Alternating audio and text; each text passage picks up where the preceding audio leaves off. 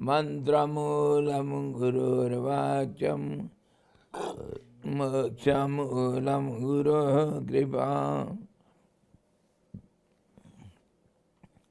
Krishnaya Vasudevaya Devaki Nandanaya cha Nanda Gopa Kumaraya Govindaya Namo Namaha. Sadguru Bhagavan ki jai, Sachidananda Bhagavan ki jai, Krishna Bhagavan ki jai, Gita Mata ki jai.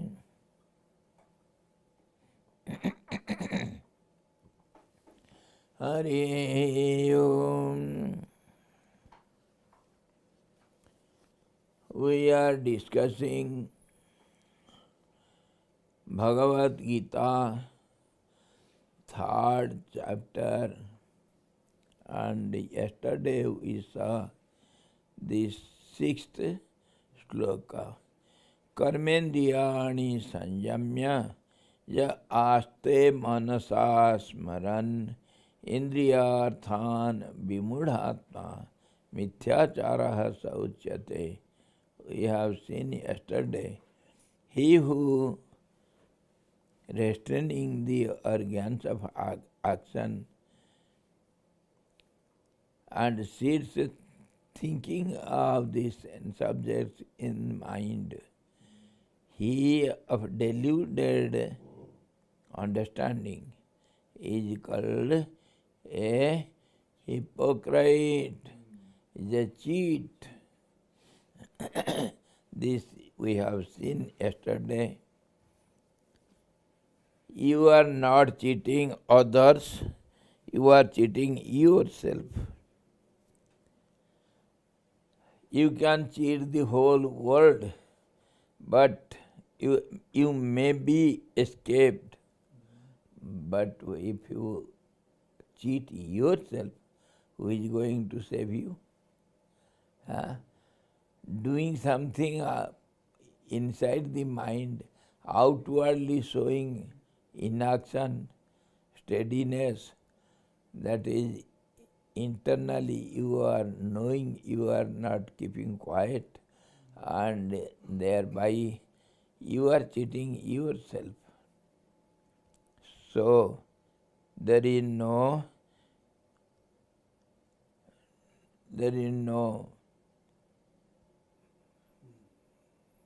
nothing can save you from it.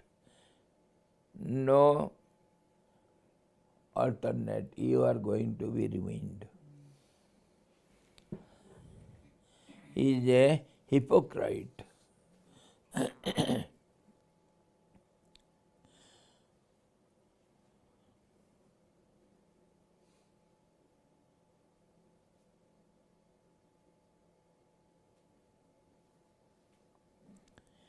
The organs of actions must be controlled. The thoughts should also be controlled, both internally, externally.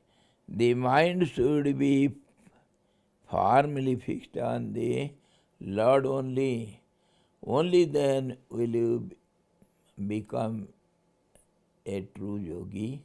Only then will you attain to self-realization, and otherwise not.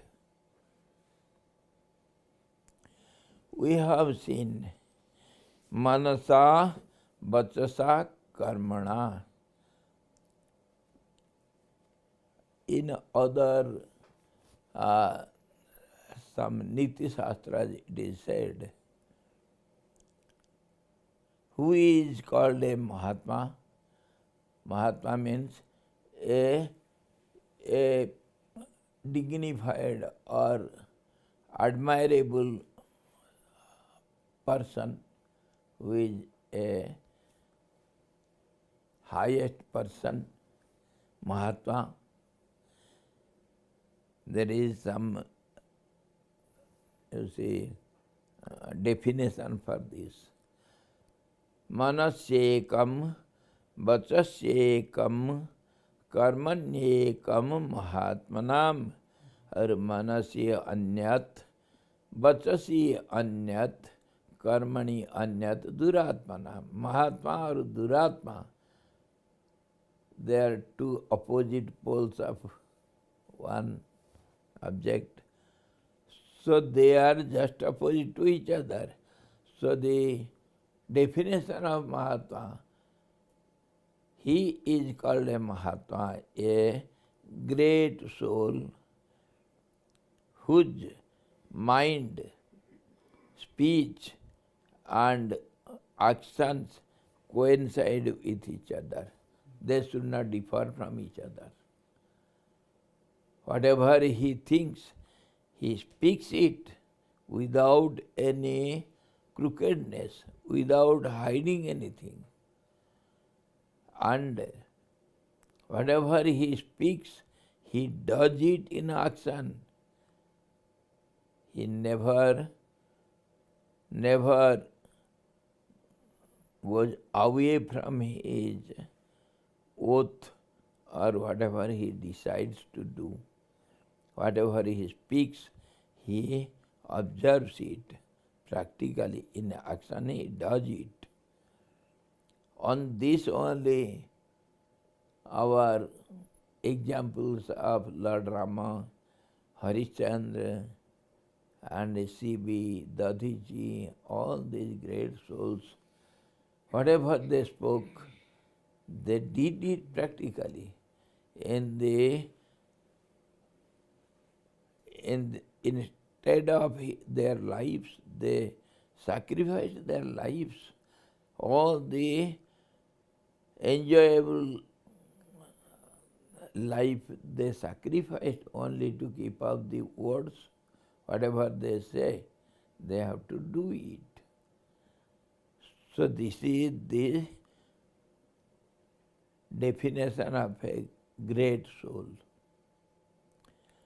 So he says, doing something outwardly, showing something, and inwardly thinking of sense objects, it is called a hypocrisy, and it is the symptom of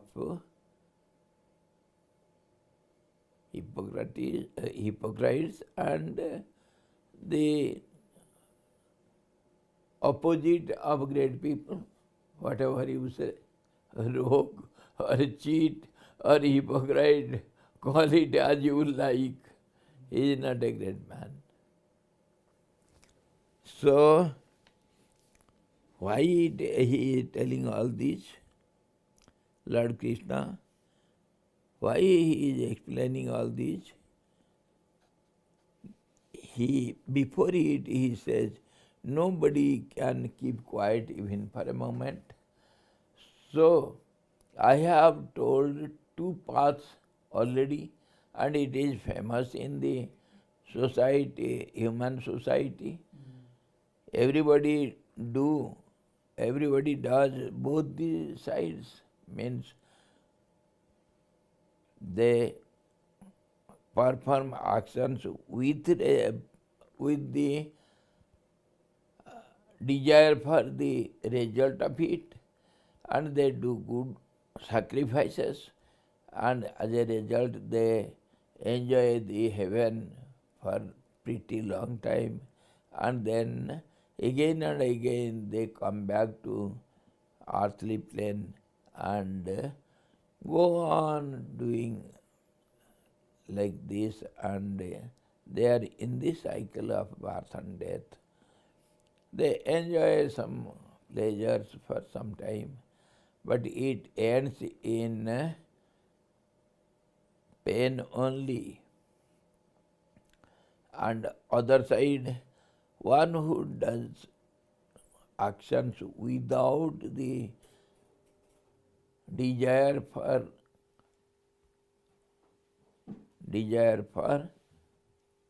the results, they attend one-pointed mind and they realize the self, and they they are of steady mind, they are called Sthita Prajna, and they attain the highest.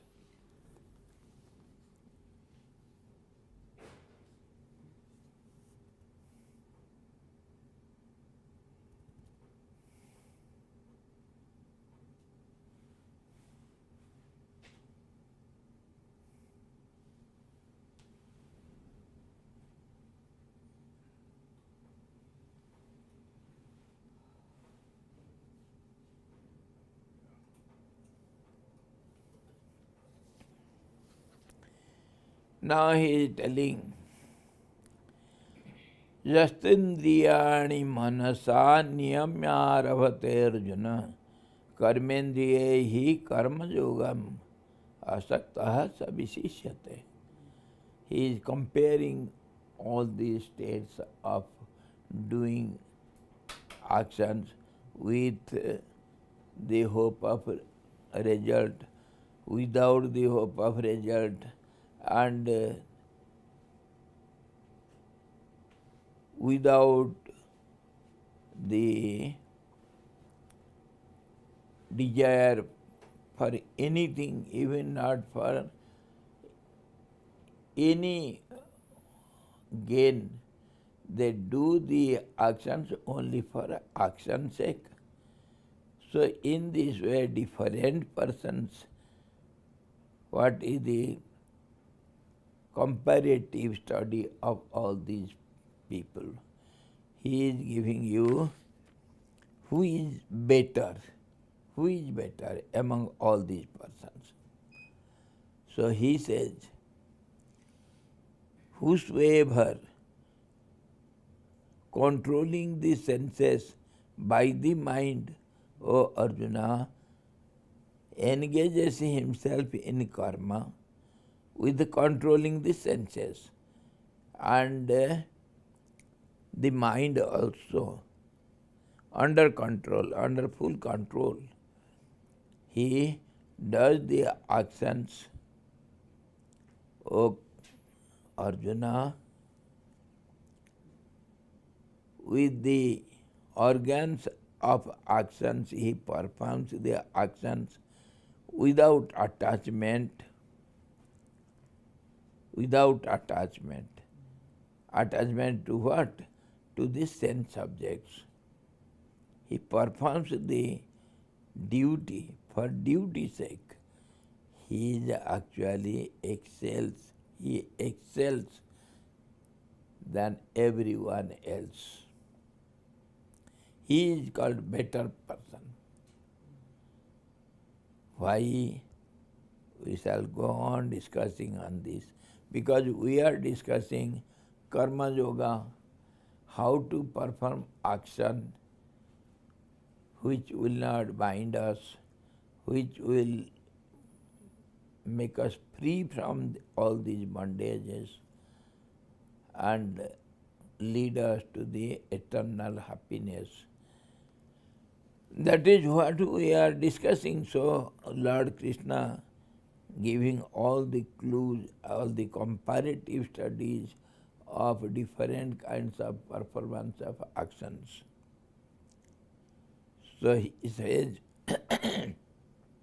if anyone performs actions with the organs of actions, that is hands, feet, and organ of speech, etc., controlling the organs of knowledge by the mind, and without expectation of the fruits of his actions, and without egoism, he is certainly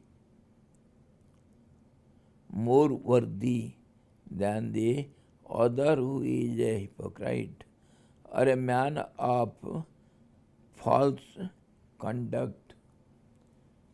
He is a showy person. The five organs of knowledge are the eyes, the ears, the nose, the skin, and the sense of taste, tongue. and the 5 organs of actions, they are feet and speech and hands, all these. So one who controls the 5 organs of karma and 5 organs of the knowledge, and by the controlling mind, because mind is the commander. So controlling everything, keeping in hand, one who performs actions without having the desire for the fruit of the actions, he is certainly better than all others. Then you may put the question, without the help of karmendriyas, how he can do any action? If the mind is not there and karmendriyas are not acting anything, doing anything, how can he perform any actions? Is it possible? It is possible. We have many examples. Without the mind, you can see generally when you have vacant mood, your mind is absent, but you will be seeing something somewhere, you will be sitting or you will be walking, mind is somewhere else. So without the mind, by the force of habits, instinctively, the karmendriyas, all these indriyas, they do something without even the help of the mind. It is seen sleep walk, drowsy eating, and blubbering in the dream, shouting. All these are seen. So without the help of mind, without the command of the mind, the senses are habituated to do something without any purpose, because habit of doing something. So it is called instinct. Instinctively they do something without purpose, without any karma, command, nothing is there. So this is how we do our daily duties, daily routine work. Go to sleep, get up and go to bathroom, answer the call of nature and washing the face. What result you will get from it? Does anybody think of any result by washing the face or keeping the body intact, eating, drinking and doing all these routine daily work? All these are we shall going to discuss. Now he says, one who controlling the senses by the mind and the organs of actions, one who does karma yoga, he, without attachment to karma, he really excels. He is better than others.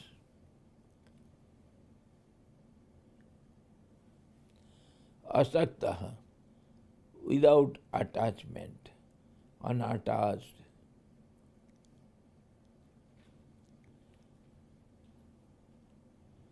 Niyatam kuru karmatvam, he comes to that point. Niyatam kuru karmatvam, karma jyayo hya karmana Sarira jatra vichate na prasiddhet akarmana. You see, Sarira Jatra, the maintenance of the body is not called any action. It has got no specific result. It is daily routine work.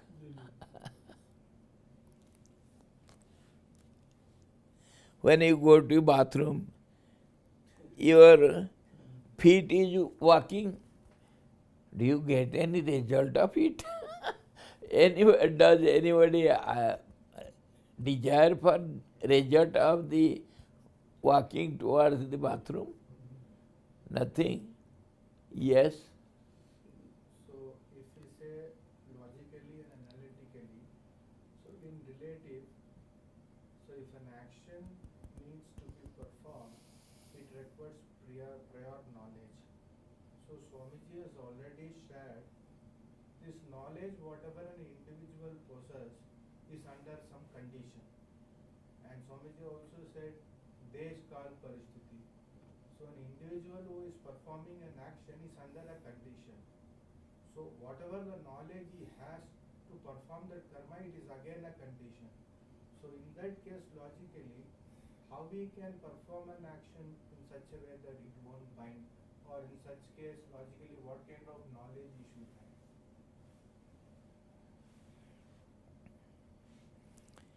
You see, whatever we know or whatever we speak, whatever we understand, our person, our personality, our all these actions, everything they belong to the law of relativity, because dualism is there and action and reaction will be there. We cannot get rid of it. Okay. So what do you mean by relativity? Both are interlinked. That is called relativity. They are different as well as interlinked. So action in inaction, inaction in action, that is what we are going to discuss everything in detail. That is called relativity. We are taking the meaning of relativity one-sidedly. Relativity doesn't mean, see, the head is different from the tail, isn't it? But are they separate from each other? They are related with each other, they are linked with each other. They have relationship in this way. Though they are opposite to each other, yet they are related. So when we say inaction, that means there is action in it. And when we say it is without desire, desire is there. I am doing all these actions without the expectation of the result of these actions. So is it not a desire by itself? Are you getting the point? I am doing all these without desire. That is also a desire. This is how nobody can become without desire. Nobody can remain without desire for a moment, without action for a moment. That is what he clarified in the beginning. So we are bound to do it. It is by nature, he said. It is forced by the nature. Here you are not the doer.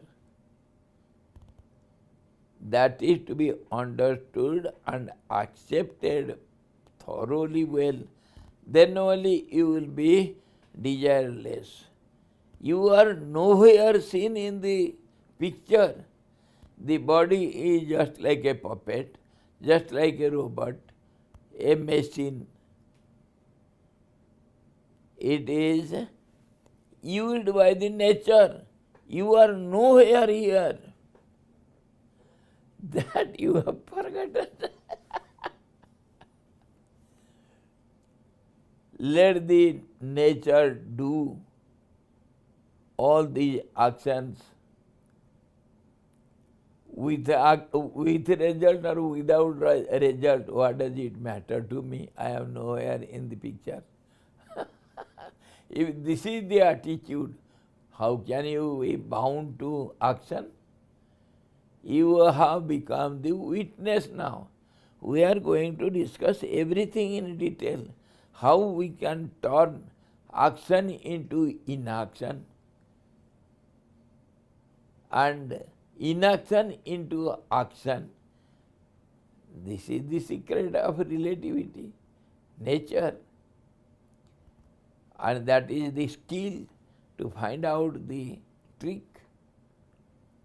That is what we shall discuss in this chapter specially, and some points will be clarified 100% by and by when we go through yoga, bhakti and gunatraya vibhag. All these when we discuss how the gunas work, how the nature works, all these will be clear to us. So at that time we will fully will understand how my presence is not at all felt anywhere, not at all required anywhere, and I am nowhere concerned, though forcibly this ego with the body feeling comes forward to demand, I am the doer. It is totally wrong, which will be clarified if you have got little purity of mind, intellect, and one-pointed sattvic intellect. Then one understands how he is not at all concerned. He cannot be involved in these action and reactions. It is the play of nature. It is the game of nature. I is nowhere seen. Who are you? How are you? Where are you? What are you? If all these questions are answered, I is totally disappeared forever. That's how the Mahatmas say, inquire who am I and know thyself. Who are you? Where are you? What are you? How are you? Where from you are? What for you are? No answer. So all these we shall discuss by and by, and it will be clear to you. Just for now, he says,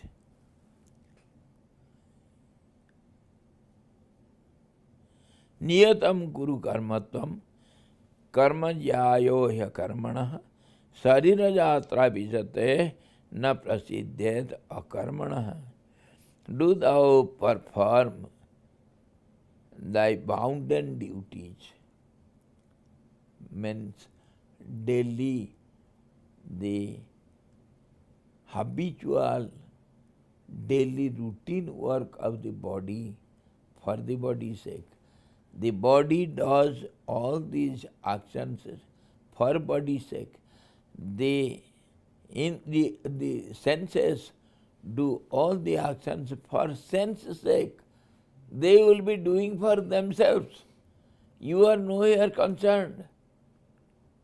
If the hand is taking the love of food and putting in the mouth and the tongue and the teeth, everything is chewing it and throwing it into the stomach. If the stomach is digesting it, what does the stomach do in the end? It distributes the energy to all the organs, to all the senses. A portion to the prana, a portion to the brain and mind, and other portions are distributed to the different organs. So where are you? Who are you? This we have to discuss afterwards. You are nowhere seen, and falsely demanding I am the doer, that is utter foolishness, the highest ignorance. And it is because of only our identification with the body. That's how when the body does the actions, we think we are the doers. And that is to be abandoned, that is to be understood thoroughly. Then if the senses do the work without your concern, they will let them do whatever, in whatever way. And the actions are done by imbalancing the three qualities, sattva, rajas, tamas, that is we know. Prakritehe kriyamanani, we have seen the gunas. Nature does all these actions by imbalancing the three qualities. So now,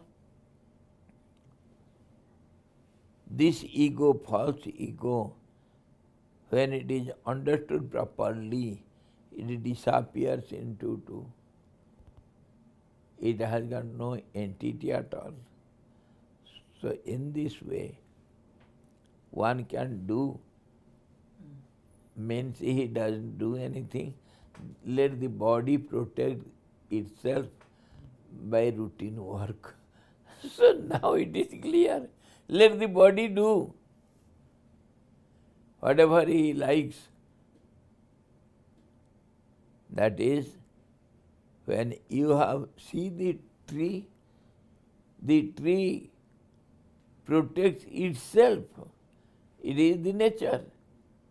Everywhere. Instinctively the nature does all the actions. See the animals, insects, or the plant lives. They do all the needfuls without help of intellect. They have no intellect. Everything is going on. It is same with the human being also. But human being claims in between, coming with I, false I, that I am the doer, and it wants to dominate over all other beings. That is the wrong thing. So we shall see, he says, do thou perform the bounden duty, for action is superior to inaction, and even the maintenance of the body would not be possible for thee by inaction. If you don't do anything, just keep quiet like a stone, then how can you maintain your body? Protection of the body is a must. So for body maintenance, daily routine work should be performed. It has got no bondage. Nobody expects any result out of it. It is called ordinary daily routine work. So now we can see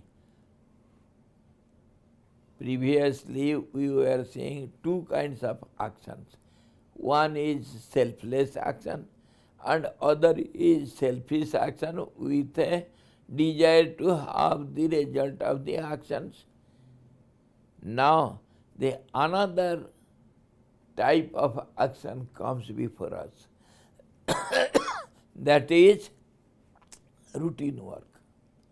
It has got neither any purpose nor any result.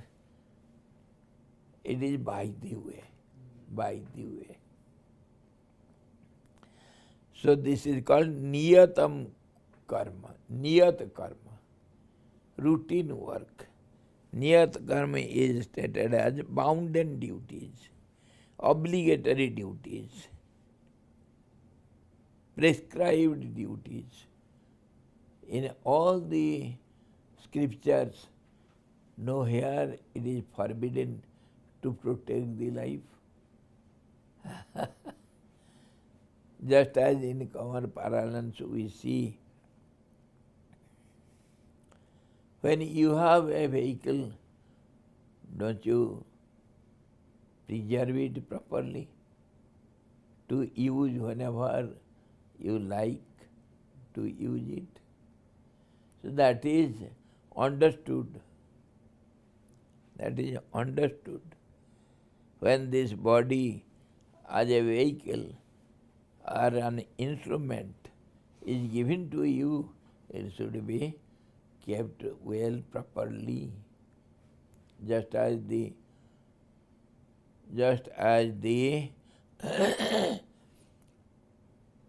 gardener preserves all his daily needed instruments in his storehouse after the work is done. Does he not? So, what is the purpose of it?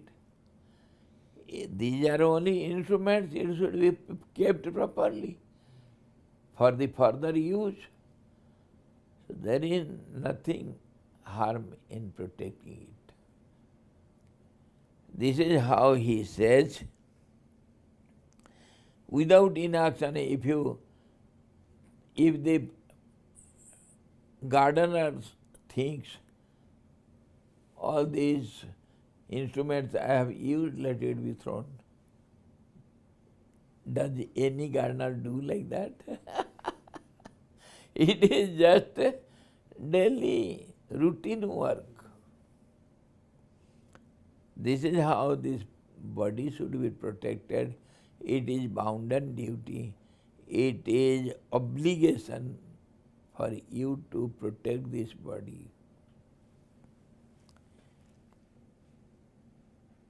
Nitya karma, this is called nitya karma, is an obligatory duty which one is bound to perform. The non-performance of the bounden duties cause demerit. The instrument will be ruined. You cannot use this if you don't protect it properly. The performance of the obligatory duties is not a means for the attainment of the sacrifice result. This is not called sacrifice. You are not getting anything out of it. The performance does not cause any merit. It doesn't get any result. Nothing. It is obligatory duties.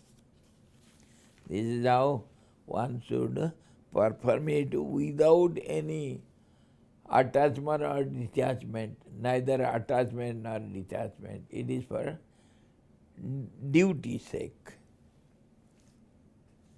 Living itself involves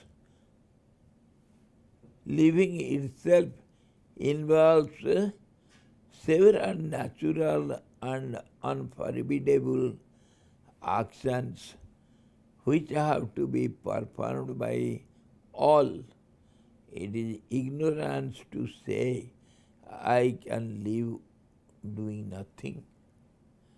I can live doing nothing. Life is to be protected.